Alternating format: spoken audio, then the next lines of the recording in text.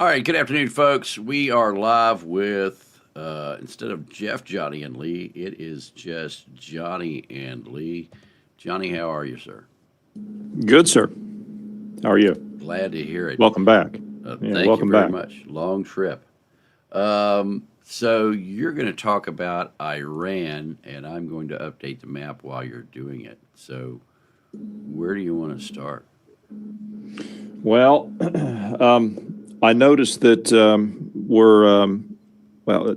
apparently you just got a call saying that we're done over Yeah, there. yeah. We're Trump pulling out. just said that consider the war in Iran complete. Okay. Well, I don't know exactly what we've accomplished other than we've done this decapitation of the leadership, but we haven't actually affected any change. The Iranian people are not exactly doing anything about it. So I'm kind of unclear. You know, we've moved all of these assets and everything into the region, and we're still continuing to do so. The 82nd was canceled. You know, their training op was canceled. Right. And so now what? So if we're complete, then I guess I'm just confused. You know, last I heard he was on a call with Putin and they were discussing the international situation, whatever you want to call it. But see, this has now dropped the price of oil, right? So we're down now below $89 a barrel, and it's continuing to drop. It was headed up to almost 120 this morning. So I don't understand. I've not really been too clear as, you know, just someone watching on the side. I've not been too clear as to what the actual objective has been. Has it been regime change? Has it been a stop of their nuclear program? What's it been? Yeah, that I don't think anybody knows. I'm not sure they do. I'm just confused about it. You know, you get a lot of nice talk from guys like Hegseth that go on television and talk about quiet deaths and death and destruction raining down from the sky, and you're going to control the skies. Well, you're going to control the skies, but you're leaving, right? Right. So I don't understand what any of this is about. Then you've got the brigadier general from the IRGC that just came out a few minutes ago and said, and I'm quoting, "We are ready to fight a decade of war with the United States, at least 10 years." Okay. Well, the sites that we have on that map, right, that you're going to pull up now, we've hit a lot of these sites. Yes, we have. If you're going to get my ugly mug off the screen.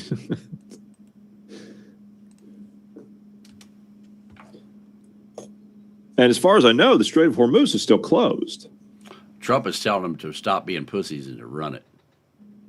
Well, okay, you're going to run. Okay, who's going to insure the ships? Right. Right. The Lloyd's of London has canceled the insurance policies. They've revamped the insurance policies. If you want an insurance policy now, if you're a ship, then you have to pay an astronomical cost. But there's no guarantee from the United States and the insurance companies in the U.S. to pick up the tab for those. There's not been any definitive information given, and I don't think there's been any contracts. And if he's just saying, well, just run them, the companies aren't going to do that. No, but that's You're talking about liability here. That's his plan. Well, I don't understand. As I said, there's no clearly defined objective here, right? We're hearing so many different things. Is it regime change? Is it a stop of the nuclear program? Is it a stop of the drones? You're not going to stop these drones, right? These drone facilities that they've got all throughout Iran, buried in the mountains here that you're starting to show. By the way, the red X's that you're seeing, those were not put there by me. Yeah. Yeah, this is a previous map that I sent you that I'm updating. Oh, okay. All right. Yeah. Well, anyway, where do you want to start on this map? You want to start at some of these? There's a drone facility and a missile launch facility we were looking at just before we started. Yeah, I can do that one. But the Russians have exported their drone manufacturing, and the Chinese, to a great extent, have exported their drone manufacturing to Iran. So much so that nobody knows what to do down there to deal with these drones. None of the partnering countries that the U.S. has down there can deal with this. So the Ukrainians sent a unit down there this morning. I don't know if you've heard that yet, but they left this morning to go down and give assistance to them on anti-drone warfare to try and deal with these things. Yeah, I think that's going to be interesting. Yeah, it's going to be interesting. And then we don't have the cards. They don't have the cards. with us, you start having cards, right? they have interceptors now. We don't have cards. We have interceptors. So, all right. So I'm just covering the different missile sites and drone sites. Here was one of them that we were looking at, where you've got the tunnels underneath. And when the U.S. talks about they've hit 4,000 targets, each one of these tunnels would be considered a target. So those are the individual targets that are in those areas. And there's more. There's the airport there. Here's another missile site here. And you can see all of the tunnels that they've got going back in. Now, some of these missile sites have been hit during the 12-day war. And so I've got bomb data assessment of those as well. So I was going to go through and start pointing those out and show where everything is. Yeah, let's do that, because I mean the amount of infrastructure here. I mean, they've been digging in there for years. This is kind of like what they've been doing. Yeah, go ahead. Decades. They've been digging in there for decades. They've hollowed out entire mountain ranges and valleys in there. And I mean, you just go through and you count. I can count 5 entrances right there, just zoomed out like that. Yeah, and there's another. That's just massive infrastructure. We don't know how deep these go. We don't know the extent of the tunneling networks on the inside. Collapsing the entrance is just one thing. That's kind of what we did with the strikes in Venezuela at Fort Tiona. We collapsed the entrance to it, but the rest of it still remains. Yeah. Well, it's the same thing with this. I think we may have left a little bit of something behind. Well, yeah, there was a little something that kind of went down the rest of that tunnel. Yeah. There was that, yeah. But that's only because they didn't have another route for the air to go. But this, I mean, the amount of digging that they've got, and you can see when we were going through some of these areas, they've literally piled up so much dirt, it's just along the side of the road. Yeah. I think it's this one. I think this one.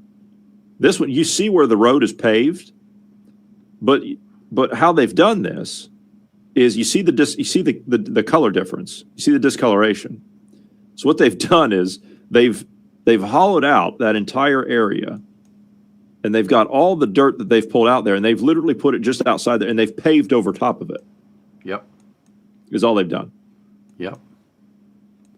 They got tunnels all over the place. There's a tunnel.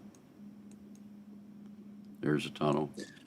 Now, do you remember that There's a that tunnel. 26? Yeah, you remember that 26-wheeled CGI missile we saw from the Iranians? Yeah, you remember that? Well, I don't doubt that the tunnels that they have are similar to what we saw in that CGI video. I don't doubt that. Because there's a lot of tunneling networks here. Yep, I would agree with that. I've only got 3 more to do, and then my list is done. Yeah, okay. For this list, anyway. I would like to go back and, since you're going through this, I would like to show the drone facility where they've got all those buildings, and then they've got the parking lots and the roundabouts, and where they drive. Yeah. Yep. So I would like to show that, because that's an important facility because of how it's built. I think that's it down south of there. Yeah, it's right Isn't there. it? Yep, Yeah. that's it right there. So this place. Yep. Yeah. This is a unique place. Go ahead and do your thing there. We'll look at that facility here in just a second. Yeah, we'll hit it with a drone picture here. And I have one just for it.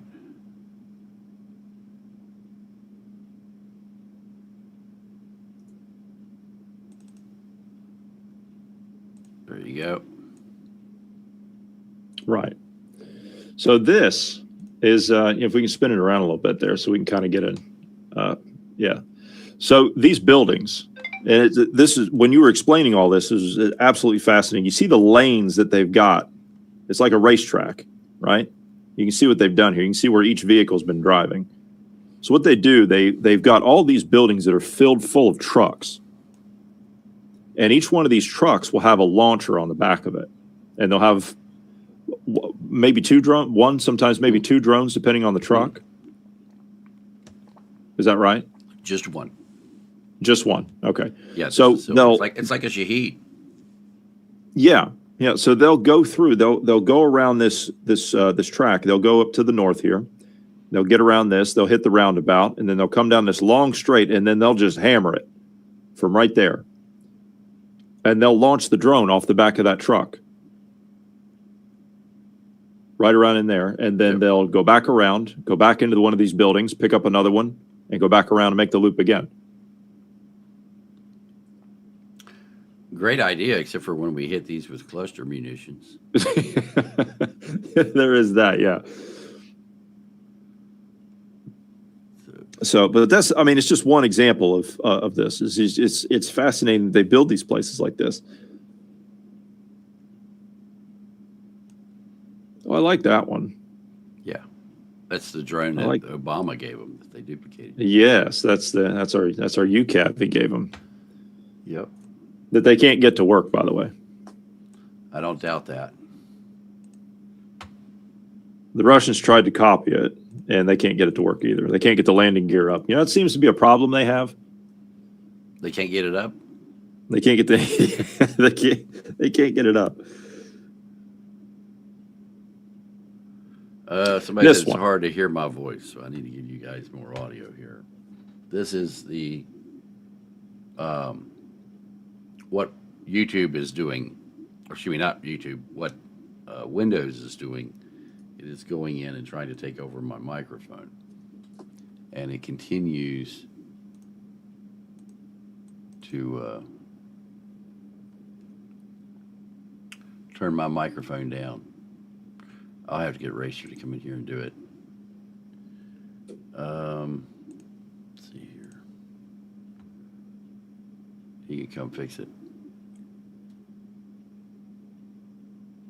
There we go. Let's bring this up. Just test 1, 2, 3, 4, 5. 1, 2, 3, 4, 5. 1, 2, 3, 4, 5. There you go. Hopefully that's better. We'll get Racer to fix it later. Okay, and then here is a site that has all of the missiles built into the mountain, so they can just fire the missiles right out of the side of the mountain. Look at all these holes. They'll drive right up to each one of those. Yep, and launch right out of it. Let one go, and then pull the next truck in.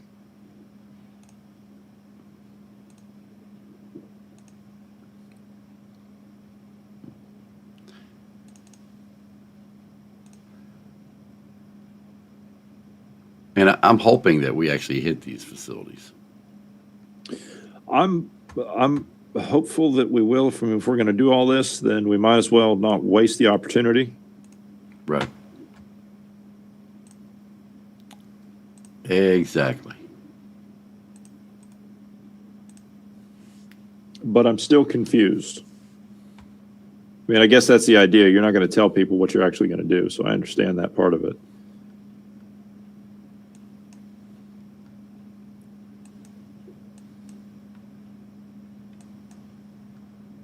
Yeah, this is missile here.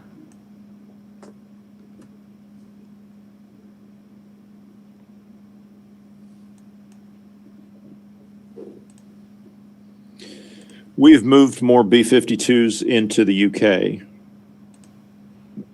as of this morning. And B-1Bs. And B-1Bs, yes. I saw some of them landing in the UK last night. I saw some new ones arriving this morning.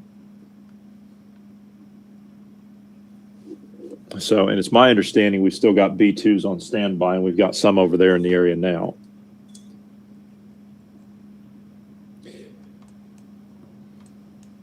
All right, so this is a facility that was hit in the 12-day war. This is the BDA. Another facility that was hit. Another facility that was hit. So these above ground facilities didn't do so well. There's another one that's totally obliterated. But I have not seen any damage on any of these tunnels here. Those are massive doors. Yes, they are. Those are huge. Yep. Are those S400s? I would think there's something like that in No, there. right there. Those are deployed. Sure does look like it, don't it? Those are deployed. Yep. Okay, well, if those are deployed and the buildings are destroyed around it, well, then what good are they? You see, one of them's been launched, if you notice. Yeah. One's empty. That's interesting. Actually, those might not be S400s. Those No, those they're might be not. S300s. No, I think they're scanners or something. See how there's a groove here? And then it's just a single missile sticking up? Hmm. I don't know what that is. I'll have to look more at that. But they're not protected anymore, No. or they weren't protected before either because the whole facility has been obliterated.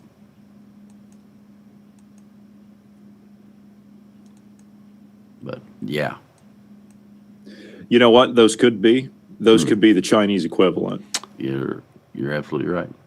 because the Chinese have got some weird stuff from the We do know TV that- warehouse. We do know that the Chinese have been delivering weapons to the Iranians also. Yes. And are you aware that the Chinese missile forces were put on high alert a few hours ago? No, I did not know that. Yes, they have been. Mark says, as of today, 5 B-1Bs and 3 B-52s are in the UK for Iran airstrikes. Mm-hmm. He's right. Yep. Good place for them. About time we use those things other than for air shows and flyovers.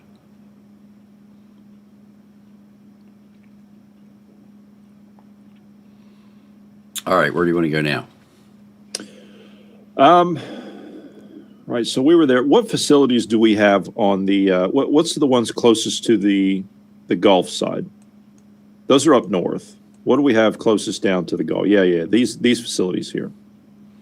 So this is the one where So all the tunnels. These are going to be the most important ones down here, because right now the strait is still closed. Oh, So these are going to be the ones you're going to need to target first, I would think. that reminded me. I have a map.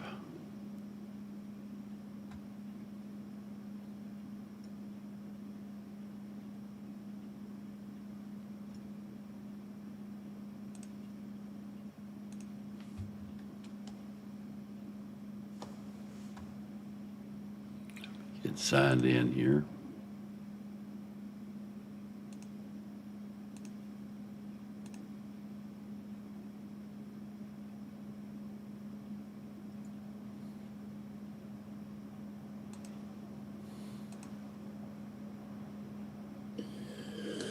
Right. So I'm being told now that U.S. intelligence services are investigating some encrypted communications that have come out of Iran. And some Iranian officials have been activating sleeper cells across Western countries, including the U.S. So Intel and other federal agencies are looking into this situation as the time progresses at the moment. Interesting. Yeah, I heard a little while ago that sleeper cells had been activated, and I've warned people about this for months now.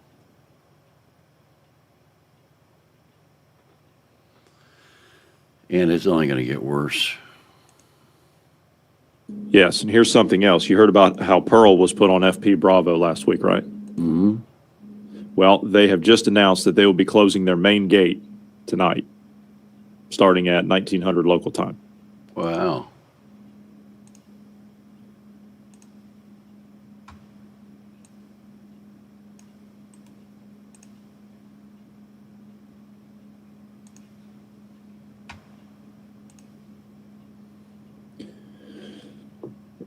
Right. While you're pulling that up, Turkey. So there was a second Iranian missile that was launched at Turkey today. And the anti-air systems that were in the Eastern Med caught it and shot it down. Some debris fell. There were no injuries. There were no deaths. Thank goodness. However, because of that, the U.S. State Department has begun the departure purposes of all of our diplomatic staff in the south of Turkey. And it's not just the southeast part that borders Iran. It's also the entire southeast part, or the entire south border of Turkey along the coastline. So we're moving everyone out of that region.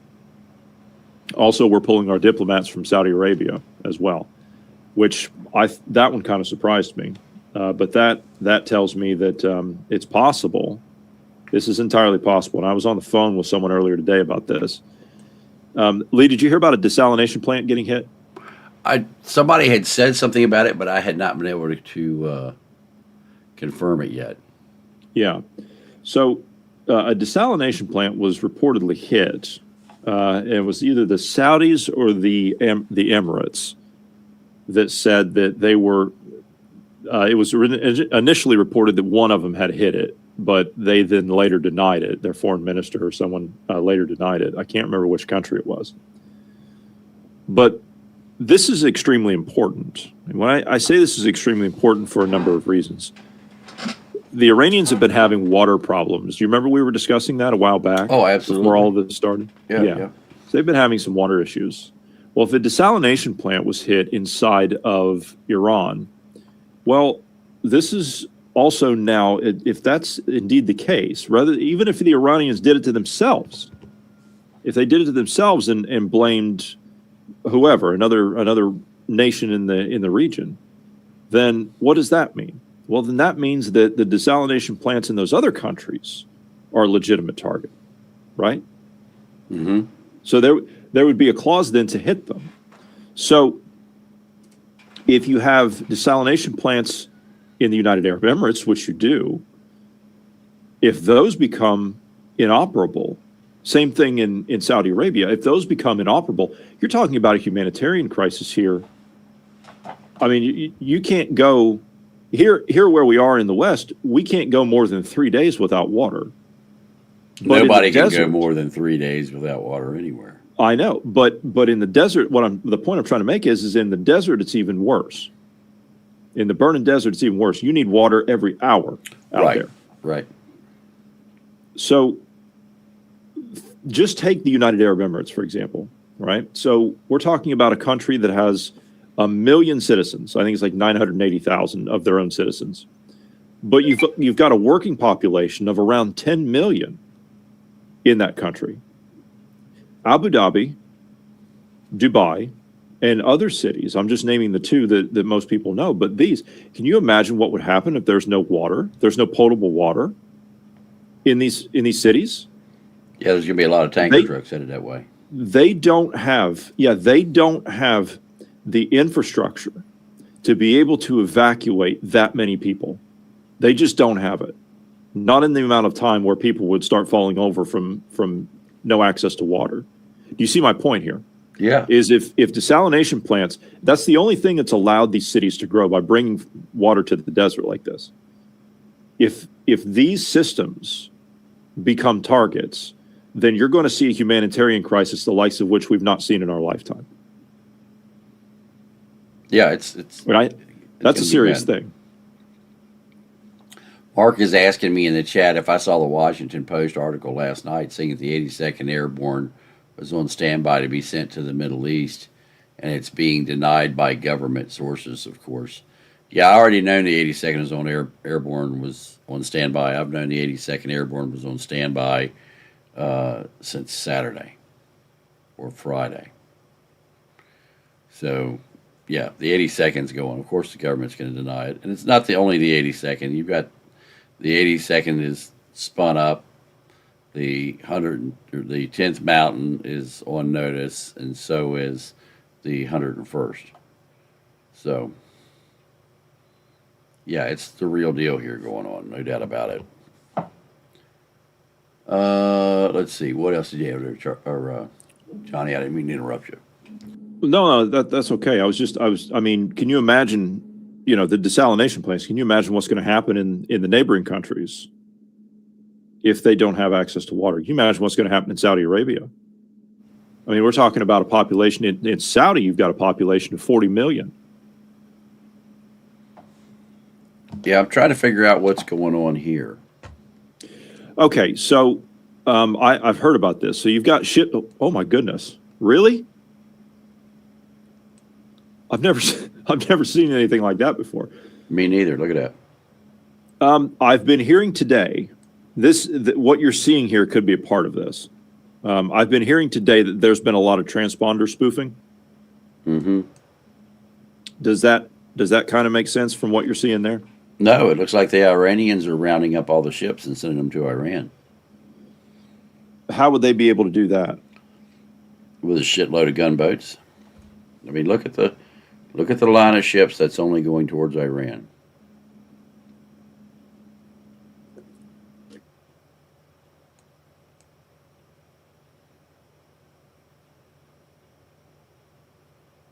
Well, that's interesting. I've not seen this before. And the Strait of Hormuz is closed. Yeah, there's no traffic transiting that.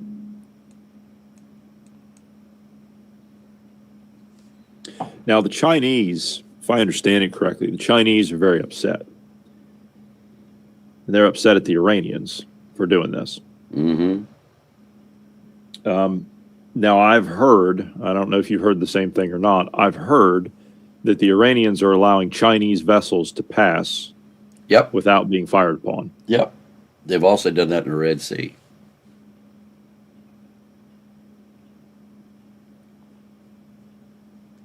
Yeah, as they go up past right here, all up through here, they actually put on their AIS Chinese vessel as they go up and down through here. So out here, they are right Chinese flagged, and they run that all the way through. So they'll reflag to a Chinese flag when they get through. No, Suez? it's a Chinese vessel. It's flagged Chinese vessel, but they will type into their AIS Chinese flagged vessel. See. Okay. So when they're tracking it on land, they'll know not to fire on it. Right. They've been doing that for over 6 months. So nothing new. Getting crazier by the day here.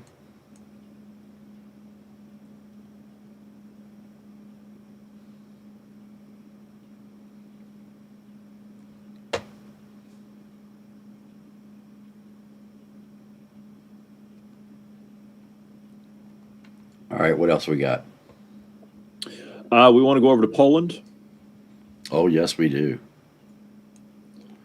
Yes, we do.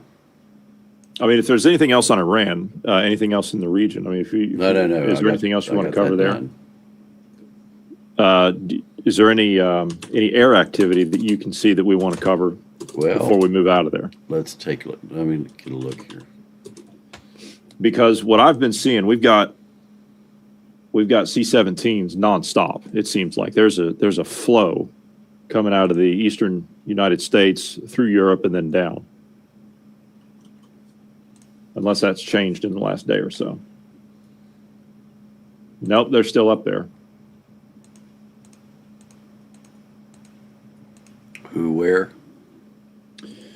We've got C-17s that are about to enter the Med. They're coming out of Europe. I count 1, 2, 3, 4 at the moment, and it looks like we got 2 on the way back. But it's been a constant flow. Oh, yeah. Of C-17s. Your screen's still on the ships. There we go. So, yeah, you can see the C-17s coming down now through Bulgaria.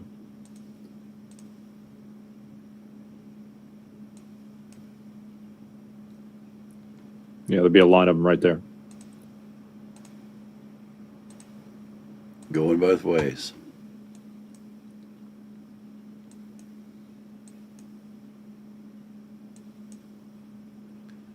There's Moose.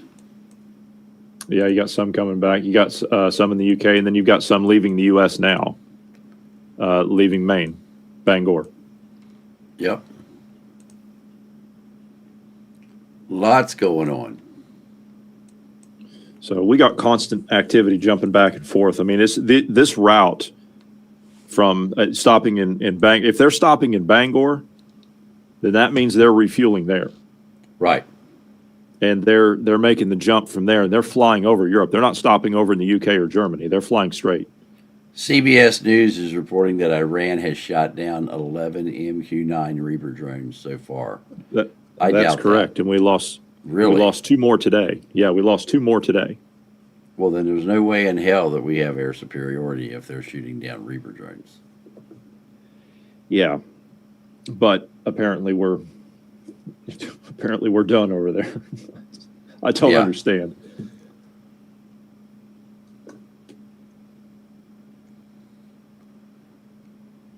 Yeah, that's insane that they can shoot down 11 Reaper drones. Well, it shows that their anti-air systems are still in the game. Right? I mean, you can't shoot down can you shoot down a Reaper drone with a man pad? Can you do that? If it's low enough.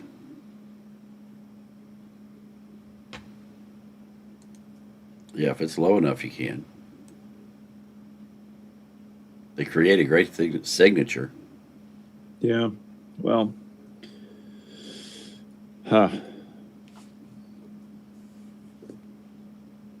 well, since you're on that, let's take a look at what we got over there in Poland at the moment. You got something just south of Warsaw. Let's see what's over there. What is this? Okay. So what this is, yeah. So these aircraft that we've been seeing, or that I've been seeing the last few days over Poland, have been similar to this. And they've been sending up some really strange stuff. And what they've been doing is, I'll give you yesterday. So yesterday, the flight path looked like this. Okay. So they took off just east of Warsaw. They went dead north. They went up to the southeast corner of Kaliningrad. They ran the Savaki Gap, and then they ran the border with Belarus. I mean, right on the money. They ran the border, and then they went back. That's right where they started to make the turn, and they went back. So the aircraft that they're using, you know these gliders that they've got, Lee? You know, these 2-seater gliders that they put up in the air in Europe? Mm-hmm. Well, this one's a little bit different. This is one that's got a prop motor on it, and it can fly for about 600 miles. That's about the range of it. And that's what this one was. It was flying at about 9,000 and 9,250 feet, somewhere along in there. And it ran the border. And then today, you had this. Yep. Same type of aircraft. You can see what this aircraft was. A Safran S-15 Patroller. I had to look it up. I'd never heard of it. And again, 2-seater, single prop engine, and maybe find a picture of it, and flying at about 9,000 feet in this area here. And this is our favorite notch. We like this little point right here along the border, because right around in here, this is where all the troops were put for the Zapad exercises. Well, Lee, when you just look at this from this afternoon, does that look like those troops have gone home yet? No. No. In fact, they look like they've dug in deeper than a Louisiana tick. That looks like a handful of spaghetti that someone threw down on a plate right there. Right. That's how long they were over there for hours doing that. And they didn't go anywhere else. That's the only place they went. And then as soon as they were done, they went back to the same line and landed. So out of the same airport they flew out of yesterday. So if we were to go to the map, let me pull the map up here. All right, so they got there at 1,300 hours. Mm-hmm. This morning. this afternoon, their time, UTC. Yes, yes, yeah, yeah. They got there at 1300 UTC, and they left at 1600. So they were there for 3 hours. Yeah. Just doing circles right around that spot. Excuse me, 5 hours. So, No, yeah, so if we're to 3 hours look time. at this, all right, let me pull this back up. All right. So here was the flight path. Here's this little notch, right? We'll go by Right. this because this is an easy spot, right? Everybody knows this Yep. is very definitive, so everybody knows where that is, right? So we're going to go up here. So here's that notch. They were just south of it, right around in here, in this area. Yep. We got 2 bases Here there. they got a barracks here. Again, now remember, what's significant about this one? You see here on the inside of the defensive line? Yep. In no man's land with a helipad. Big helipad here. Yeah, big helipad there. The inside of the line. Here's the border. Yep. And then if we're to come down here just a little bit further, well, by God, look what we got here. The Chinese tourists. Yes, we had Chinese tourists hanging out in this area here. They were taking pictures in this spot right here. Because, I mean, when you look at that, that screams Chinese tourist attraction, doesn't it? Yep. Absolutely. Yeah, Every that's Chinaman in the the world place you wants want to go. there. You see all the attractions you got there. Yep. So what the Chinese were doing, and we talked about this, not only were the Chinese here, I'm going to take you to the place up north, but the Chinese were here taking pictures. Yeah. And water. And the reason they were here, the reason they were here taking pictures is because right here is the border. This is unguarded, right? There's nothing here, right? You got a route that comes in right here. Look at this nice big staging area they got set up Yeah, right I love here. it. This is where they're going to cross. Yep. They're also going to cross up here at this spot here. Yep. Chinese were here taking pictures of this because, again, this is a big tourist attraction, right? Why else would you ever go to Poland unless you were going there? Of course, yeah. So the Chinese, when they were coming here, they were People's Liberation Army operatives is what they were. When they were here taking pictures, they were sending this information. We caught these 2 geolocated photos. They're sending this information directly back to China on the geographical data in this area and the area just south where I was just showing.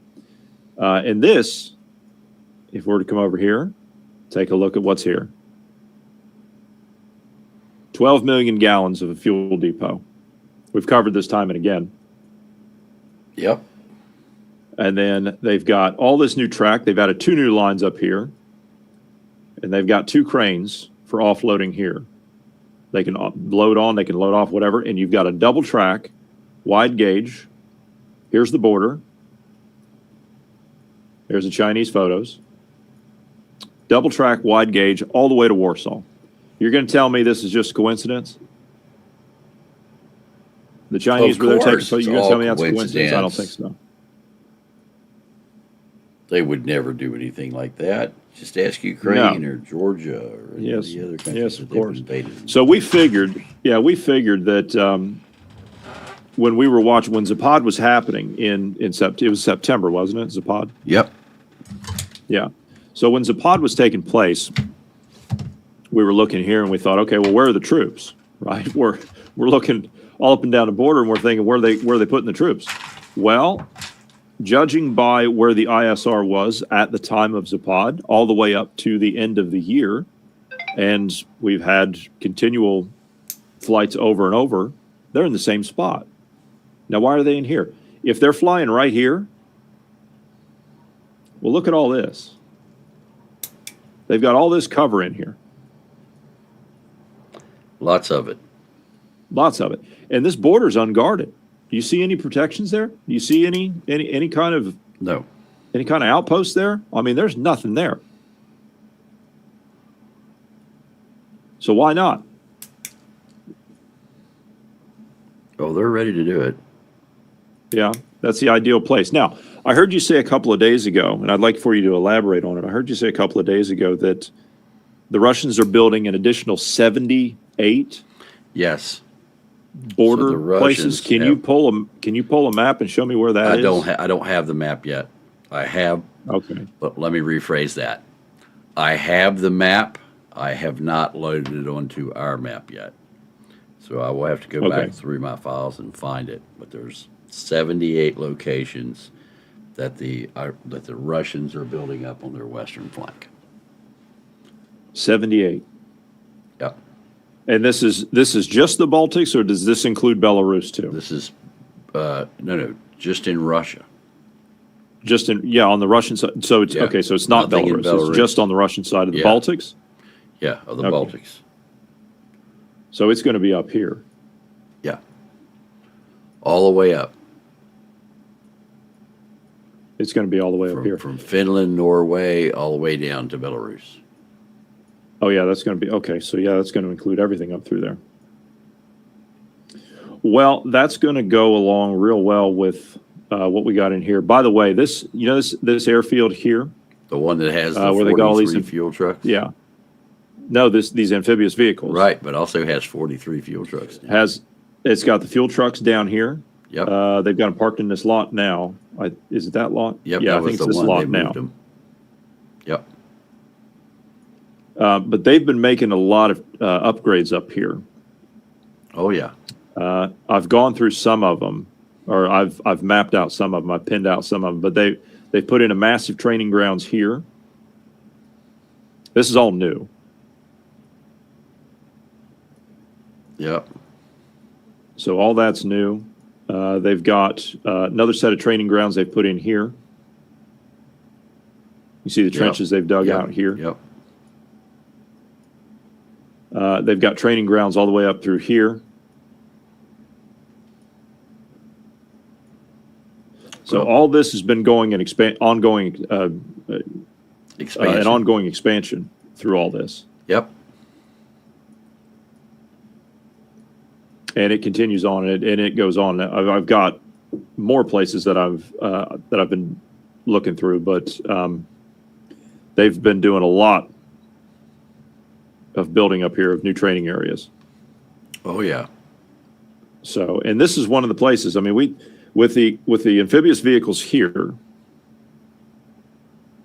and it's just a hop. Here's Finland, right? It's just a hop, skip, and a jump, Yeah. and you're there. Measure that. What is it, like 30 or 50 kilometers or something? I don't even think it's that. So let's go the closest training area. Here's another set of training grounds down here that Right. they've built. So let's go to this training area and to the border. 48 kilometers. Yep. Nothing. A couple hours in an amphibious vehicle. That's it. And most of these have roads you can drive over to it. Right. Here's a road that goes right to the border.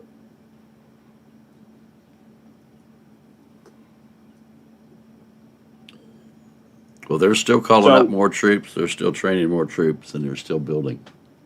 Yes. Now they've expanded the decree that Putin signed last week. They're planning to call up an additional 2,500,000 units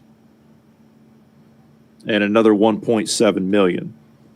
Now, where I think this is going to start to pick up is So you're going to see basically, what I mobilization. said a month ago about Putin calling up more troops was true then. Yes, that's true. Yeah, he signed the decree last week. Okay. So that's the deal. Now, what I think is going to be the tell-all for this, or what I think was the tell-all, and what we're going to see for the mobilization going forward, is also what happened last week in Russia. They rescinded a 1966 law about keeping women out of the workforce in certain jobs, right? So mining, truck driving, driving excavators or operating excavators, driving loaders, these kind of things, anything in like the mining. These jobs were labeled as unfeminine in the 1960s in the Soviet Union. So women were not allowed to hold those positions. That is now reversed as of January of 2027. Wow. Which means what? What does that tell us? That tells us that you're going to be mobilizing the third strategic echelon. Absolutely. You're going to be pulling all of your workers out of these areas. You're not going to have men working in the mines. Why? Because they're going to be on the front, right? They're going to be at the Western Front. So they're not going to be driving the excavators. They're not going to be, or operating the excavators, driving the loaders, driving the trucks. So those jobs have now been opened up for women to take at the first part of the year. So that gives us a window, does it not? I'm sorry, I was talking to my wife. Say that again. That's okay. I said because of all these people all these men that are going to be at the front lines, and women are going to be taking these jobs, or allowed to take these jobs rather. That gives us a window. Yes, it does. Indeed. So end of the year. Yep. And the end of the year is what? 2027. 2027, which is what we that's where everything's going. Yep. Right. That's because it's going to take, given the time period. And I was asking Jeff about this. I said, how long does it take? And we'll be discussing this later in the week when we sit down on Thursday. How long is it going to take to mobilize the third strategic echelon? And he said, oh, it's going to take months. And I said, 8 to 10 months. And he says, yeah, you could probably do it in that time. Well, think about what's happening now inside Russia. Telegram, right? The application that people talk on in Russia, right? So it's a Russian platform, but you've got about 100 million Russians around the world that talk on it, right? You can't, inside Russia, you cannot make voice or video calls on Telegram any longer, right? That feature's been removed inside the country. But now the application itself is going to be taking an outright ban, with the exception being made of some military personnel and things like that. But for all intents and purposes, that app is pretty much offline in about 3 weeks. And that's huge. That's huge. What does that tell us? That tells us that they know that opposition to this mobilization is coming. So you're going to need to get rid of any kind of private communication. See, Telegram, they can't control it fully. They can see certain conversations on it, but the private chats, they don't have access to. The FSB or the KGB or whatever they want to call themselves this week, they don't have access to those private chats. Those are encrypted, and they do have a problem with that. So they're just going to outright get rid of everything. Everybody's being pushed onto a new application called Max. It's like the WeChat of Russia, kind of like what the Chinese have. But the intelligence services inside Russia will have access to that entire application. So they'll be able to see what you're saying. They'll be able to give you recommendations. They'll be able to basically control and stomp out any kind of opposition that could arise before it starts. Yeah. I mean, it's total control. Then you have the other aspect of last week, one of my Russian sources, and you heard the same thing from your people, the Russian border is now being closed to Russian citizens, as in you can't leave. You can come in, but you can't leave, which means you're going to be forced conscripted. That's what that tells me. All these things, the women being put into the workforce to take jobs that were deemed unfeminine under the Soviet Union in 1966, they're going to now be put back into the workforce, or given the option to go back into the workforce. No, they're going to be put back into the workforce because they're running. No, they'll be put back in. Yeah, they'll be put back in. That's right. So you've got that, which means, okay, you got mobilization coming. So if that's coming, then you have the decrees that Putin signed saying that these additional units are going to be created, an additional 2.5 million units. You know, I wonder, it makes me wonder. Do you remember when we had General Hodges on, Lee? Mm-hmm. Yes, sir. One of the things he said in there was you had an old tactic under or an old warfighting technique under the Soviet Union, where you had these units that would, and you're familiar with this, how they would, the tactic was to use tactical nukes to blast holes in our defenses. Yep. And then have those units move through that contaminated area and then occupy the objective on the other side, right? So that was the idea there. Well, when the Soviet Union collapsed, those units went with it when they downsized the military. Those units don't exist anymore. So General Hodges was right. I'm wondering, through the creation of these new 2.5 million, they're going to have to bring those back, right? Yeah. Or So they if they just bring send them those back- through just like they did when they went into Ukraine. They don't care. Well, I guess they just don't care. But however, though, I think Ukraine. When you look at Ukraine, I think if Ukraine's just the meat grinder to get rid of I guess for lack of a better term, the undesirables that Putin sees in Russian society, I don't think they're going to be willing to expend their best just like that when they go against Europe. Do you? I don't think they care. After seeing they what just don't care after they that. don't care. After seeing what they have done in Ukraine, they don't give a rat's ass as to who lives and who dies. They have sent their best to die over there. They sent their troops into Chernobyl. You don't hear anything out of those troops anymore. No, that's because they're all dead. Right. So I can't get into the specifics of it, but I can tell you that unit, the last we saw that unit that went into Chernobyl, when they evac, they went into Belarus and we never heard from them again. yeah. Yep. That game's over. So yeah, I'm not surprised by anything the Russians do now. Yeah, What they okay, that's attack fair. and who they send in to do it. As long as the job gets done, they don't give a shit. We've got more people. We'll bring more people out of Africa.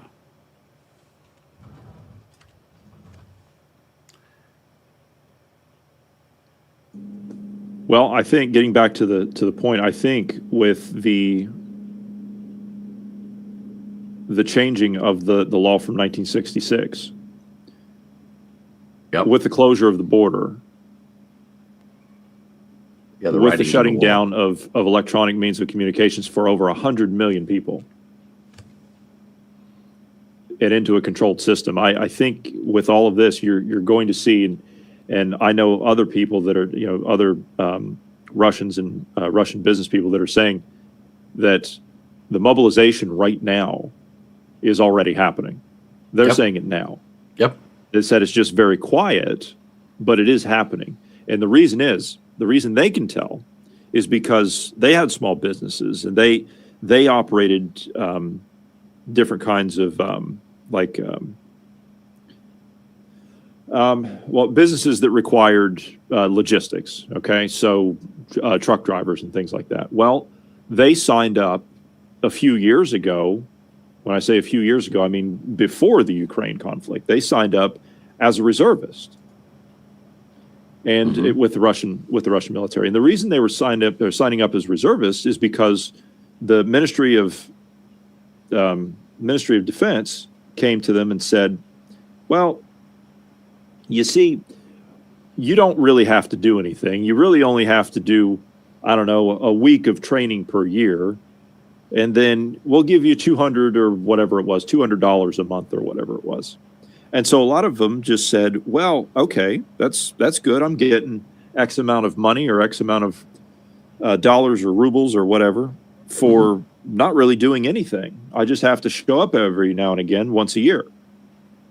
Well, that was all well and good, but now the problem is that the Russian military is coming back and saying, "Well, you see, you're a reservist, so we're going to need you more now." Right. And they're changing all these decrees out of the Kremlin. Putin's signing all these decrees, changing the requirements for what the reservist is.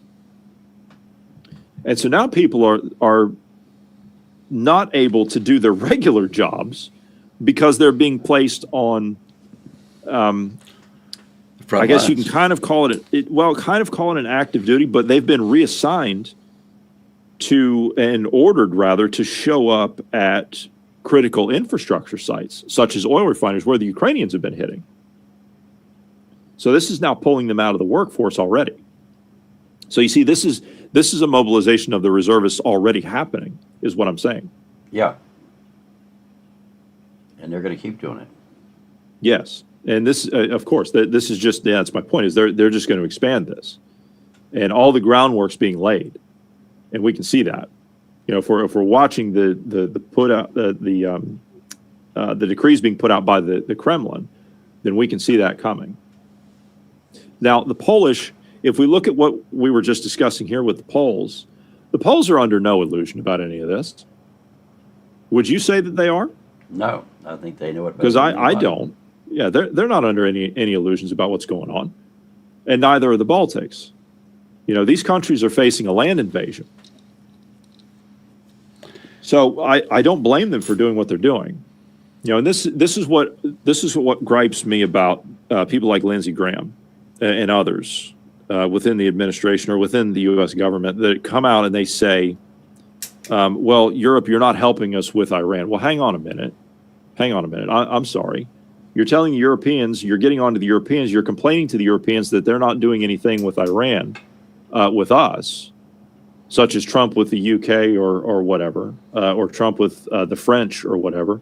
And it's like, well, wait a minute. You just told these countries not too long ago that they were on their own. Did they not? Right. And then you're going to come back and you're going to criticize them for not backing you with Iran? Yep. I'm sorry, but if I'm a European, I'm insulted by that. So I don't blame the Europeans for their response in any of this. The Europeans have a lot to do, and they don't have very much time in order to do it. So, do you want to do some Q&A, Lee? Sure. Because I know you got a busy afternoon today. Folks, if you got questions, put them into the chat. I have the one, the only, the living legend, Johnny Anderson here to answer your questions. So I wouldn't go that far. here's your chance. I wouldn't go anywhere near that, to be honest. So we did have a few in here earlier. Let's see if we get any more. Yeah, I got a ton of stuff to do this afternoon. I'm trying to get Jimmy hooked up to do a show today too.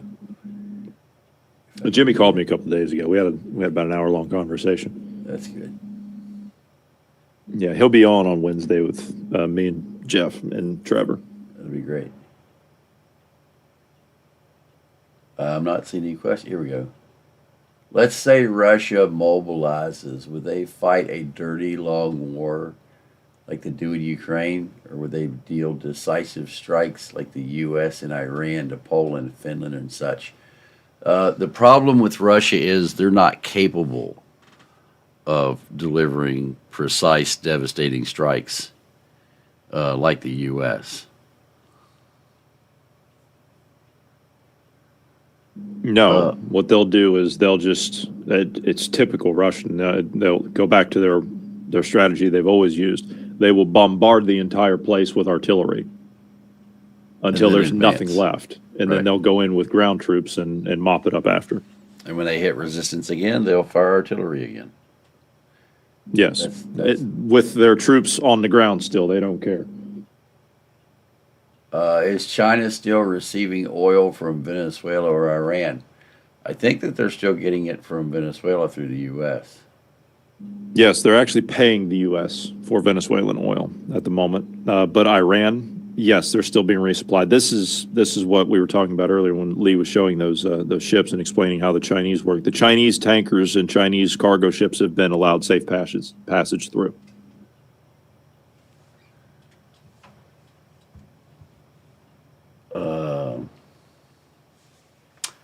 Let's see. 2 recent developments in Finland. A couple of weeks ago, it was reported that the Nordic countries face an imminent external threat targeting the electricity grid. Also, Mark saying that Iran just declared we're 33 of Operation True Promise 4 is about to commence. Let's make it happen there, Iran. I look forward to you doing something we can. But what was True Promise 1? Yeah, they haven't kept their promise, have they?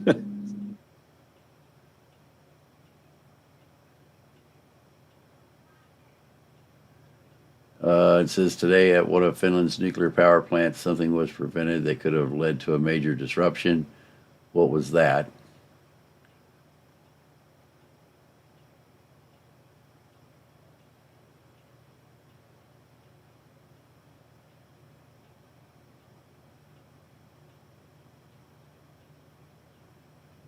He's also saying that Finland is working to urgently prepare legislation that would remove all obstacles to bringing nuclear weapons into Finland's territory. Hadn't Yes. seen that. Yes. They made that change, I think it was 2 days ago, they made that change. Yeah. Or they're in the process of making that change. Yes, they want nuclear weapons on their territory, and I don't blame them.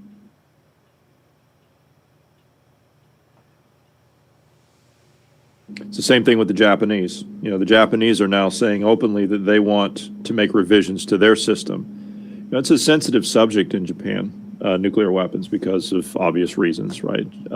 Hiroshima and Nagasaki. But the Japanese want them, and I don't blame them. I mean, given what we've looked at out there, the Russians and the Chinese have the Japanese surrounded.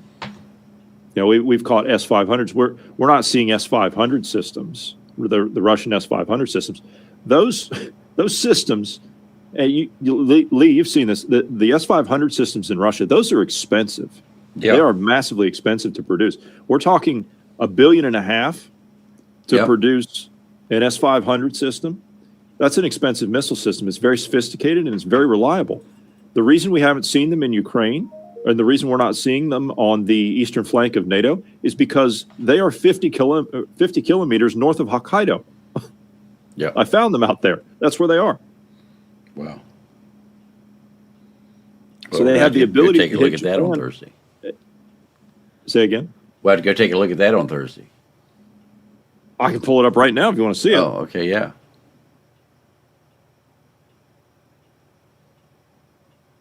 I know right where they are.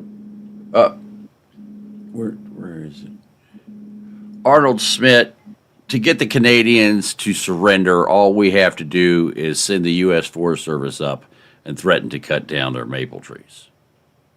So we don't need a massive. That's not nice. Yes. Well, he was asking what the U.S. would do to conquer Canada. The U.S. is not going to attack Canada with a military force. I was being facetious. All right. So here's Hokkaido, right here. Yep. All right, Hokkaido Prefecture. If we come over here, the Russians have built a training area right here. Yeah, I remember this. Yeah. Yeah. Yep. All this is a training area here. And then if we follow this road up north, we've got our airfield here Yep. where they fly everything in. And that is a nice, clean, paved road that they've put in all the way up here to this military base where they've put in a real nice underground facility right here. Mm-hmm. And then if we come over here, here we are. That's them. There we go. Yep. Brand new buildings. Wonderful. That's Wow. them right there. That's why we don't see them Crazy. Right. in Eastern Europe, Yep. because they're right here. Yep. That tells you everything. Yes, sir. And you see they got pop-up barracks right here. Yep.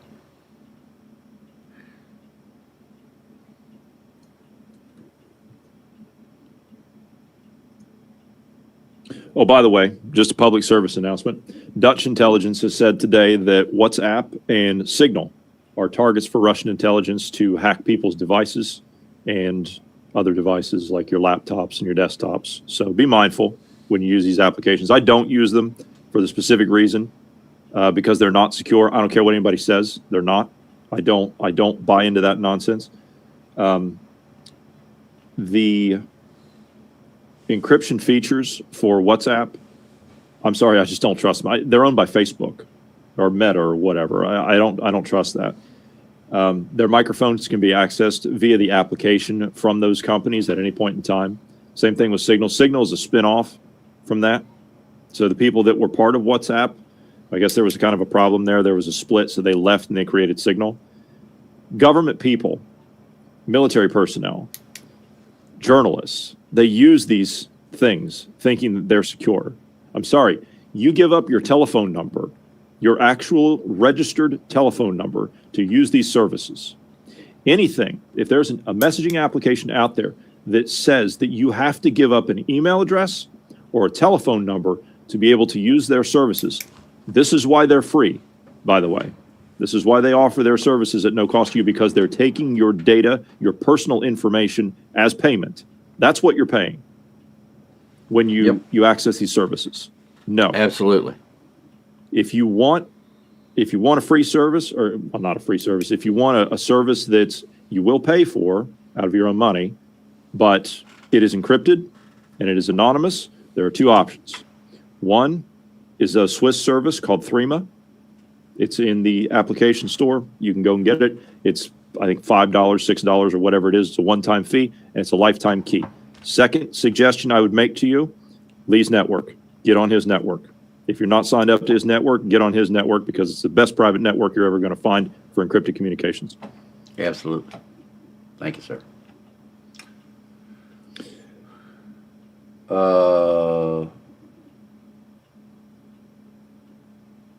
By your estimates, when would Russia and its allies decide to make a move on European border? What factors have to be fulfilled? They need to get the men there. The equipment's already been delivered. So it's just a case of putting the men there. Yes, you move the men last. You know, Jeff's made that point time and again. You move the men last. So what we need to see is we need to see that they've already got all this equipment moved forward. They've got the supply trucks and everything already there. Lee's shown that time and again with the lines and lines of the supply trucks that are over there. But they need to move the men last. So you're going to need to see the mobilization first. You have to see that. So the reservist portion of the mobilization, when Putin signed that decree, he said that all reservists are to report for military training sometime in 2026. They weren't specific as to when that was, but they have to show up for training. Now, I think that's when you're going to start to see it, because just before they went into Ukraine, what did they do, Lee? They had everybody show up for training, right? Yep. Yeah. So it'd be the same here. When we go up and down the border here, and I'll pull this up. When we go up and down the border here, and we see, we're going to start up here by the, we're going to start up here at Estonia. What do we have here? Here's the Estonian border, right here, the Estonian-Russian border. Yep. Okay, what do we got here on the main road? We got a training area, right? Yep. This is also where they moved the tanks and the artillery, if you remember. Yep. We tracked that train to right here. Yep. So they've got everybody back in this position here, where this armored division warehouse is. They'll fly the men in here. They'll load them up on trains, and they'll get them over here to this training area.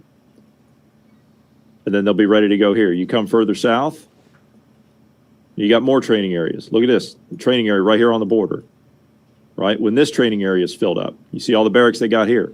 Oh, yeah. Right here's the border.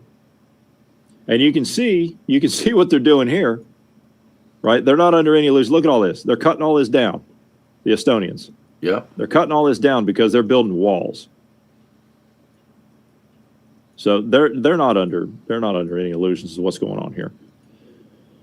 So that training area. And you come further south.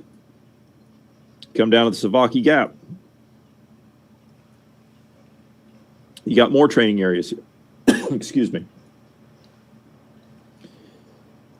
Come over here, you got more training areas.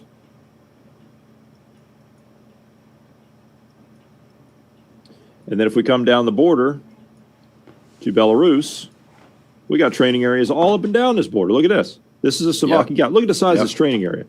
Yep. Huge. Look at all this. Yep. Here's the Savaki Gap right here. Yep. So when we see people being moved into these training areas, that's when we're going to know. If we come down here to Brest, look, I mean, you see what they've done down here. Right. And they continue to expand it. That's right. Here's the border. You come further south. Look at where they put this training area. Right. It's right on the border. It's right on the border. You can spit when you're in the barracks here, the pop-up Right. barracks, and you're in Poland. Right. Absolutely. And it's only going to You get come up here to worse. this. Go ahead. It's only going to get worse with the 78 Yeah. additional training areas. Yeah. And you come up here, you see this drone runway they've put in here at this training area. By the time they take off here, this is 4 miles. I don't even think it's that. I think it's 2 miles from the border, 4 kilometers from And the border. it's- By the time your wheel's up, you're across the border. And that's 78 locations is either to revamp, reopen, or to create a new location along the border.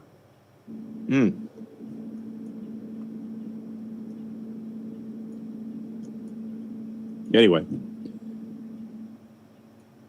But yeah, whenever you see those training areas, when you see those things start to get filled up, that's when we're going to know. All right, so the person in the chat, Kaylin Kleinovetti, I'm sure I got it wrong. I massacred it. So politically speaking, what would happen? So the men are moved to the border and move across them to make war? Absolutely. That's what they've done every time. And they also say this is discouraging to watch. As a very powerless, normal citizen, I don't know what to do to prepare for this. What can I do? Our best advice is to get onto the network and start getting your feces consolidated. We teach classes on what to do. We can show you where to get the equipment that you need. We can show you how to use the equipment that you need. How to purify water, how to be prepared. Most importantly, stay informed. Knowledge is power. I see Rabbit made it. All right, I'm not seeing any more questions here in the chat, so we're going to call it for today. Johnny, I want to thank you for being here. Greatly appreciate it. We've kept you 15 minutes past the hour. That's okay. Not a When problem. is your next? While I've got you on here, since this is a simulcast, can you tell everybody on my end? Can you tell people where to go to follow your work and how to stay up on your Sure. your network, how to get up on your network? So to join the KLW World News Network, we have our own HF radio system, VHF system, UH system, and we are in the process of installing that system across the country. We're starting out with the HF side first. We just did 3 sites, and we're going to be adding a 4th one and a 5th one here very soon. That you can go to klwworldnews.com and get signed up there. That'll get you on our private network. We also stream here on YouTube, and if you want to put the link to our YouTube channel in your stream, that would be great. Yes, it will be there. All of your socials and everything will be listed in program descriptions on Apple and Spotify and everything going forward. Yep, that'd be great. Also, there's a question in the chat. Are you familiar with UVB 76? Absolutely. Yes. It's just a Russian number station. It's been going on for decades. Also, they can, again, watch us on YouTube, and we also do some shows on Rumble, and we're KLW News there as well. So, but the best thing to do is just get on the network. You can be on there. Johnny's on there. Jeff is on there. I'm on there. A lot of other important people are on there. And you can get real news in real time with no problem. Yes, Arnold, the Kenwood 5800 is part of the KLW World News Network. We're growing every day. We just put 3 more sites online for it. So, all right. Any other questions? Not seeing any.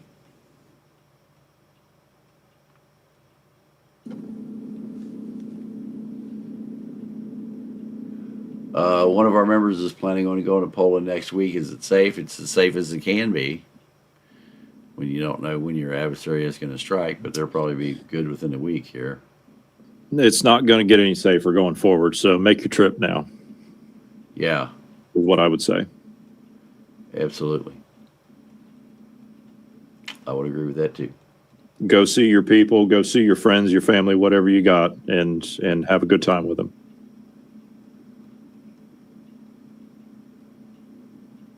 Absolutely. All right, that's going to do it for us today, folks. Thanks for joining us. Thanks for being here, Johnny. Everybody Very have good. a great day. Yep.